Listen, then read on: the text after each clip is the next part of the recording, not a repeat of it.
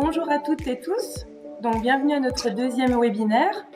Aujourd'hui, nous allons donc vous présenter les machines, les aérogommeuses DCAP 8, DCAP 10 et DCAP 25. Donc, à la suite du visionnage, on pourra avoir un moment d'échange. Donc, à ce moment-là, vous pourrez donc de nouveau actionner vos micros. Donc, soit on échangera en direct, ou soit vous pouvez faire via le chat.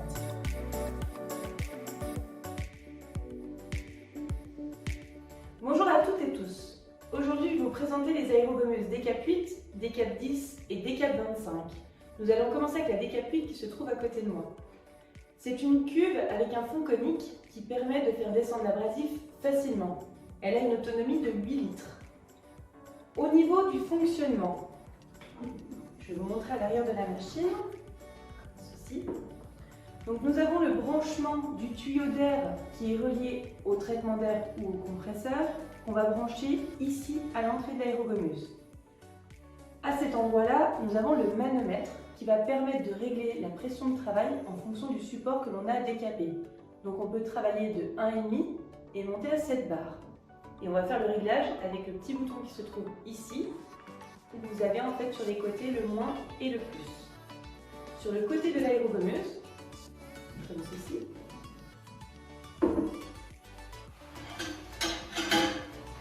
Nous avons le distributeur d'abrasif qui se trouve à cet endroit-là, qui va permettre de régler l'abrasif en fonction de la granulométrie, si c'est du petit ou du gros grain, pour consommer juste ce qu'il faut. Au-dessus de la machine, nous allons retrouver la soupape de sécurité qui se trouve à cet endroit-là, le bouchon de remplissage de la cuve, donc il suffit de l'ouvrir. Vous avez un entonnoir qui est toujours vendu avec l'aérogommeuse, c'est pour faire le remplissage correctement. Il suffit de remplir l'aérogommeuse, au moment où ça ne s'écoule plus, c'est qu'elle est bien remplie. Ne jamais remplir l'abrasif jusqu'au dessus, c'est pour qu'elle se mette en pression correctement. Chose qui est quand même importante, peu importe que ce soit la DCAP 8, DCAP 10 ou DCAP 25, la cuve n'est pas en pression constante. C'est-à-dire qu'à n'importe quel moment, je vais pouvoir remplir l'abrasif ou la vidanger sont coupées au niveau du compresseur. Elle décompresse automatiquement quand on relâche la gâchette du pistolet. Au niveau de la vidange, elle se trouve en dessous de la machine. C'est pour ça qu'on vous propose souvent en option le back ramp. Comme ça, la machine est sur la rampe et ça permet de vidanger l'abrasif pour que ça tombe directement dans le bac sans se casser le dos. Donc le bouchon, on le défait, on fait descendre l'abrasif. Donc soit pour le changer, soit pour vider en fin d'utilisation. Et on le refait. Au niveau du faisceau, c'est un faisceau de sablage gainé avec un pistolet. Et nous avons une buse installée dessus, une buse qu'on dit appelée conique, en carbure de tungstène qui permet de faire 300-350 heures de trait avec une buse. Le changement de buse se fait très facilement. Souvent, on peut vous proposer en option la buse qu'on appelle Venturi. Donc la buse Venturi, vous avez l'air qui rentre à l'intérieur de la buse, qui ressort écarté en sortie. Ça permet d'accroître le rendement, notamment sur des grandes surfaces. Pour le changement, c'est très simple. Vous avez juste à dévisser au niveau de l'écrou, comme ceci, d'enlever la buse qui est en place et de faire le changement avec l'autre buse. Les buses Venturi sont également en carbure de tungstène aussi, comme ceci. Sur le côté de la machine, vous avez également le porte-faisceau. Donc quand vous êtes en train de, par exemple, de vous servir de la machine, vous pouvez très bien poser aussi le pistolet dessus, ça évite qu'il tombe au sol. Et en fin d'utilisation, de remettre le faisceau sur le porte-faisceau.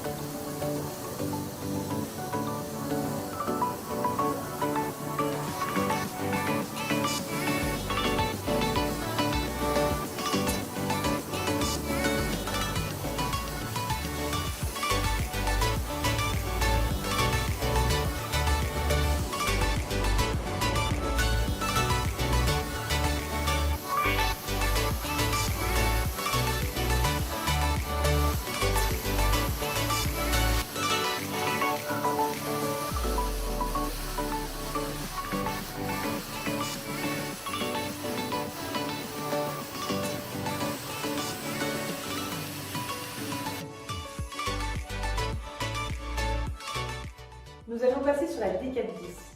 Donc la différence que l'on va avoir par rapport à la D4-8, c'est au niveau de l'autonomie de la cuve. Donc en effet, elle fait 13 litres. Nous allons avoir également l'option soufflette que l'on retrouve sur cette machine-là, alors qu'on ne l'avait pas sur la D4-8. Et le faisceau de sablage peut se changer, alors que sur la 8, il était fixe. Là, on a une longueur de 3 mètres, comme la D4-8. Et il y a de temps en temps certains clients qui ont besoin, notamment ceux qui travaillent des fois en hauteur, qui ont besoin d'avoir une longueur plus grande. Donc là, on peut leur proposer éventuellement une longueur de 6 mètres. Au niveau du fonctionnement, tout reste à l'identique, que ce soit pour le réglage de l'abrasif, pour le réglage de pression. Au niveau de la buse, donc pareil, ce sont toujours des buses en carbure de tungstène, mais la dimension de cette buse-là est de 3 mm, contrairement à la D4-8 qui est de 2. Et la même chose, on peut également mettre en option dessus une buse Venturi.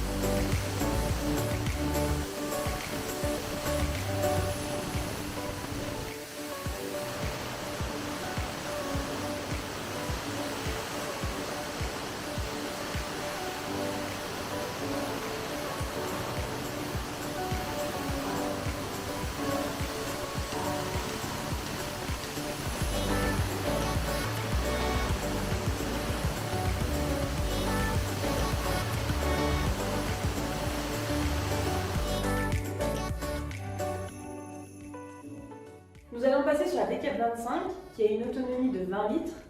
Donc au niveau du fonctionnement, à l'identique par rapport à la D4-8 et la D4-10. Donc la différence qu'on peut avoir avec celle-ci, c'est le faisceau de sablage qui va avoir une longueur de 6 mètres en standard. Pareil, que l'on peut changer également comme la D4-10.